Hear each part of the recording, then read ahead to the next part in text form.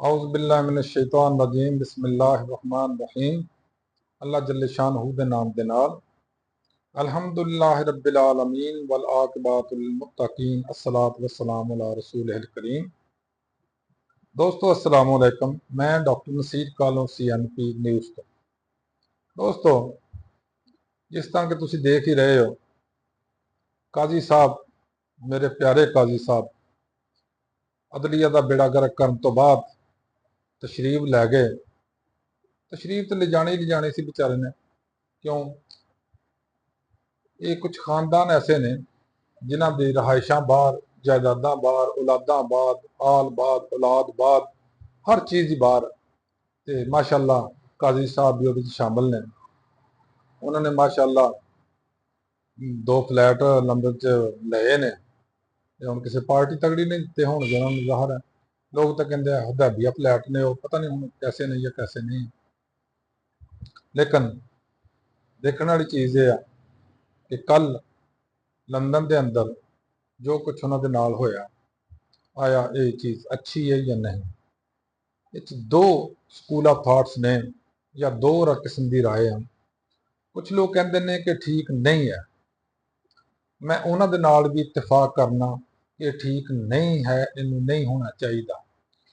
दूसरे कुछ कहते हैं कि ये ठीक आ। मैं उन्होंने भी मुतफिक हाँ कि जो अज बीजन डे हो कल तुसा कटना भी हो ही आ।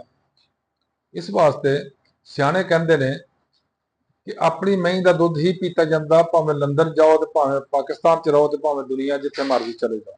देखो जो तुसी अज कटना बीजना कल वो कटना पेगा थानू।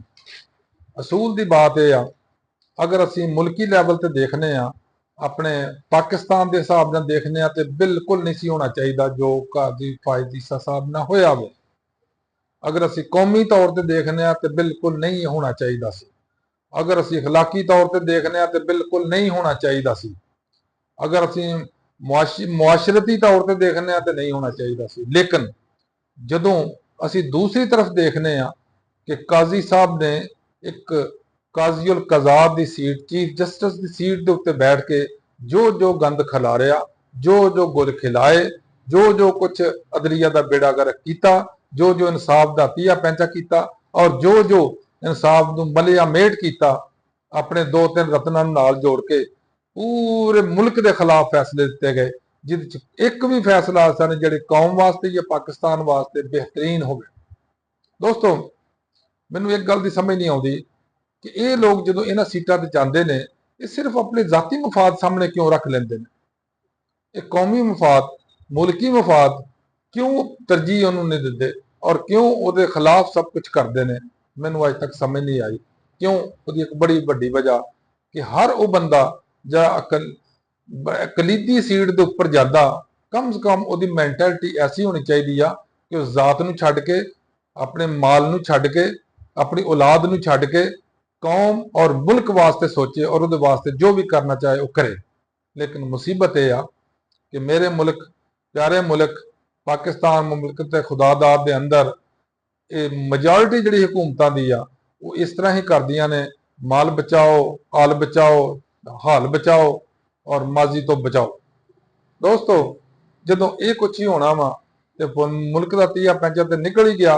और ये निकलिया भी सिर्फ इस वजह तो ही है कि जिदा हक सी उन्होंने हक नहीं दिता जाता और जिदा हक नहीं है वो खिंच के, छीन के, चुरा के, गुंडागर्दी करके हर लिहाज ना चुक के लै जाते हैं।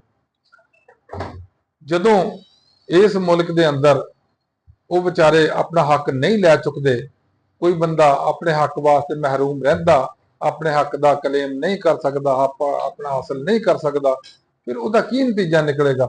तुसी कद किसी भी कौम के तगड़े वो सर्वे करके देखो या रिसर्च करके देखो कि कौम के बगावत उदों ही होंगी है किसी भी कौम के अंदर जदों उन्होंने हक बार दिते जान, जदों उन्होंने हकूक की पामाली की जाए, जदों उन्होंने हकूक ना दिते जान। दोस्तों देखो मैं ना मैनू किसी पार्टी में दिलचस्पी है, ना मैं किसी पार्टी का कारकुन हाँ, ना मैनू किसी पार्टी ना कोई जाती माली मफाद है, मैनू कोई दिलचस्पी नहीं है।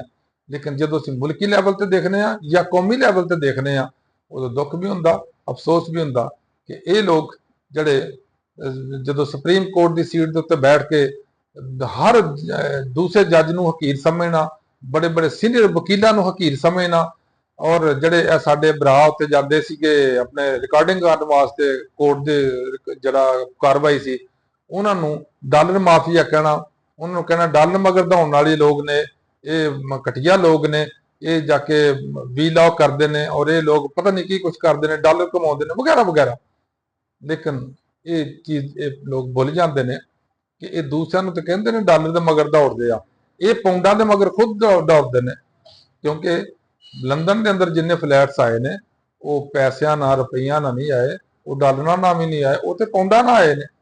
ਲਿਹਾਜ਼ਾ ਸਾਨੂੰ ਲੋਕਾਂ ਨੂੰ ਇਹ ਦੇਖਣਾ ਚਾਹੀਦਾ ਕਿ ਜਦੋਂ ਅਸੀਂ ਕਿਸੇ ਹੱਥ ਤੇ ਉਂਗਲ ਉਠਾਈਏ ਜਾਂ ਕਿਸੇ ਨੂੰ ਬਲੇਮ ਕਰੀਏ ਜਾਂ ਕਿਸੇ ਦੇ ਉੱਤੇ ਕਿਚੜ ਉਛਾਲੀਏ ਤੇ ਕਮ ਸੇ ਕਮ ਅਸੀਂ ਇਹ ਖਿਆਲ ਰੱਖੀਏ ਕਿ ਆਇਆ ਅਸੀਂ ਇਸ ਚੀਜ਼ 'ਚ ਉਬਰਨਾ ਹੈ, ਅਸੀਂ ਇਸ ਚੀਜ਼ ਤੋਂ ਸਾਫ਼ ਸੁਥਰੇ ਹਾਂ।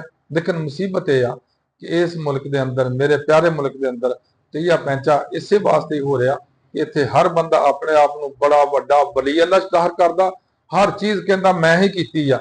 ਪਾਕਿਸਤਾਨ ਵੀ ਬਣਾਇਆ, ਖੁਦਾ ਨਾ ਖਾਸਤਾ ਅਗਰ ਇਹਨਾਂ ਨੂੰ ਕੋਈ ਲੋਕਾਂ ਨੂੰ ਹੋਰ ਕੋਈ 10 ਸਾਲ ਬਾਅਦ ਲੋਕਾਂ ਨੂੰ ਨਾ ਜਦੋਂ ਅਗਲੀਆਂ ਨਸਲਾਂ ਚਲੀ ਗਈਆਂ ਤੇ ਸ਼ਾਇਦ ਇਹ ਵੀ ਕਿਹਾ ਕਰਨ ਕਿ ਪਾਕਿਸਤਾਨ ਬਣਾਇਆ ਹੀ ਅਸੀਂ ਆ, ਬਾਬੇ ਕਾਇਦੇ ਆਜ਼ਮ ਨੇ ਕਦੋਂ ਬਣਾਇਆ ਸੀ, ਜਾਂ ਅਲਾਮਾ ਇਕਬਾਲ ਦਾ ਕੀ ਉਹ 'ਚ ਤਲਕ ਸੀ, ਜਾਂ ਲਿਆਕਤ ਅਲੀ ਖਾਨ ਦਾ ਕੀ ਤਲਕ ਸੀ, ਜਾਂ ਫਲਾਂ ਬਜ਼ੁਰਗ ਜਿਹੜੇ ਉਹਨਾਂ ਦਾ ਕੀ ਤਲਕ ਸੀ, ਪਾਕਿਸਤਾਨ ਮੈਂ ਬਣਾ ਕੇ ਦਿਆਂ।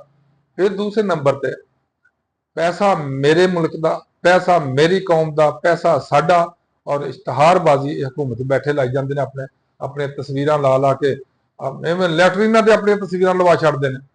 ਪਤਾ ਨਹੀਂ ਇਹਨਾਂ ਲੋਕਾਂ ਨੂੰ ਕੀ ਮਾਮਲਾ, ਕਿਸੇ ਵੀ ਅਦਾਰੇ ਦੇ ਅਜਰਾ ਕਰਦੇ ਨੇ ਜਾਂ ਅਜਰਾ ਕੋਈ ਨਾਮ ਰੱਖਣਾ ਕਿਸੇ ਅਦਾਰੇ ਦਾ ਜਾਂ ਕਿਸੇ ਨਵੀਂ ਬਿਲਡਿੰਗ ਦਾ, ਉੱਥੇ ਆਪਣੇ ਨਾਮਾਂ ਤੇ ਉਹਨੂੰ ਸ਼ੁਰੂ ਕਰ ਲੈਣਗੇ। ਵੀ ਖੁਦਾ ਦੇ ਉਹ ਬੰਦਿਓ, ਕੌਮ ਦਾ ਪੈਸਾ ਲੱਗਣ ਡਿਆ, ਪਾਕਿਸਤਾਨ ਦਾ ਪੈਸਾ ਲੱਗਣ ਡਿਆ, ਕੌਮ ਤੇ ਕਰਜ਼ ਚੜ੍ਹਨ ਡਿਆ, ਪਾਕਿਸਤਾਨ ਤੇ ਕਰਜ਼ ਚੜ੍ਹਨ ਡਿਆ, ਤੁਸੀਂ ਕਿਸ ਹਿਸਾਬ ਨਾਲ ਆਪਣਾ ਨਾਮ ਤੇ ਆਪਣੇ ਅਦਾਰੇ ਤੇ ਆਪਣੇ ਬਲਦੀਅਤ ਤੇ ਆਪਣੇ ਚੇਅਰਮੈਨ ਲਿਖ ਕੇ ਬਹਿ ਜਾਂਦੇ ਹੋ। ਦੋਸਤੋ, ਮੈਂ ਇਹ ਗੱਲ ਖਤਮ ਕਰਨ ਤੋਂ ਪਹਿਲਾਂ ਦੋ ਲਫ਼ਜ਼ ਦੀ ਗੱਲ ਕਰਾਂਗਾ। ਉਹ ਇਹ ਹੈ ਕਿ ਅੰਗਰੇਜ਼ ਨੇ ਕਿਹਾ ਸੀ as you sow so shall you reap, ਜੋ ਕੁਝ ਤੁਸੀਂ ਅੱਜ ਬੋਣਾ ਵੇ ਕੱਲ ਨੂੰ ਉਹ ਤੁਹਾਨੂੰ ਕੱਟਣਾ ਪੈਣਾ।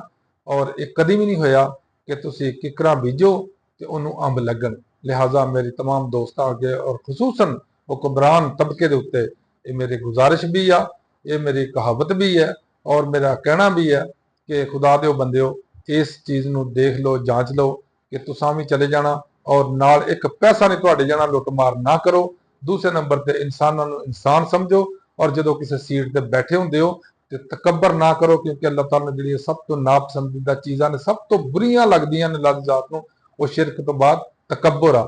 ਅੱਲਾਹ ਤਾਲਾ ਦੀ ਜ਼ਾਤ ਵਾਸਤੇ ਤਕੱਬਰ ਇੱਕ ਸਿਫਤ ਆ, ਲੇਕਿਨ इंसान वास्ते बहुत बड़ी लानत आ। अल्लाह हाफिज, अस्सलाम वालेकुम।